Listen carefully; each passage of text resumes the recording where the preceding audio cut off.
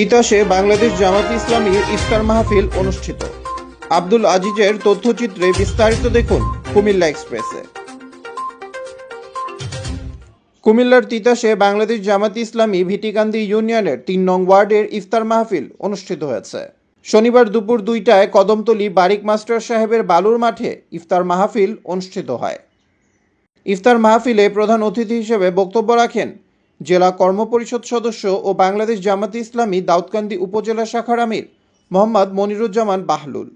বিশেষ অতিথি হিসেবে বক্তব্য রাখেন জেলা কর্মপরিষদ সদস্য ও জেলা শ্রমিক কল্যাণ ফেডারেশনের সেক্রেটারি মোহাম্মদ মোশাররফ হোসেন, জেলা কর্মপরিষদ সদস্য ও বাংলাদেশ জামাতে ইসলামী তিতাস উপজেলা শাখার আমির ইঞ্জিনিয়ার শামীম সরকার বিজ্ঞ, সেক্রেটারি মোহাম্মদ সালাউদ্দিন সরকার, জেলা নির্বাহী সদস্য IBWF এর তিতাস উপজেলা শাখার সভাপতি মোহাম্মদ সবির হোসেন, বাংলাদেশ জামাতে ইসলামী ভিটিকান্দি ইউনিয়নের সভাপতি মোহাম্মদ আলাউদ্দিন ভুইয়া, ভিটিকান্দি ইউনিয়ন পরিষদের ৭ নং ওয়ার্ডের মেম্বার মোহাম্মদ সালাউদ্দিন ভুইয়া ও ৩ নং ওয়ার্ডের মেম্বার কাজী মোহাম্মদ জামাল হোসেন প্রমুখ।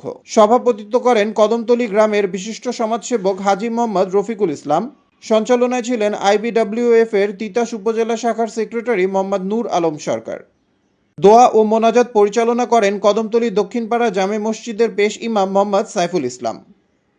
এ সময় উপস্থিত ছিলেন তিতাস উপজেলা শ্রমিক কল্যাণ ফেডারেশনের সভাপতি মোহাম্মদ হোসেন মুন্সি, তিতাস উপজেলা সুরা সদস্য হাজী সিদ্দিকুর রহমান, তিতাস উপজেলা সুরা সদস্য হাজী সিদ্দিকুর রহমান, মোহাম্মদ সোহেল, মোহাম্মদ আনোয়ার হোসেন, মোহাম্মদ বাবুল, ডাক্তার গোলাম মোস্তফা, মোহাম্মদ মবিন মোল্লা, মোহাম্মদ কামরুল, মোহাম্মদ শফিকুল ইসলাম ও কাজী মোহাম্মদ মফিজুল ইসলাম প্রমুখ।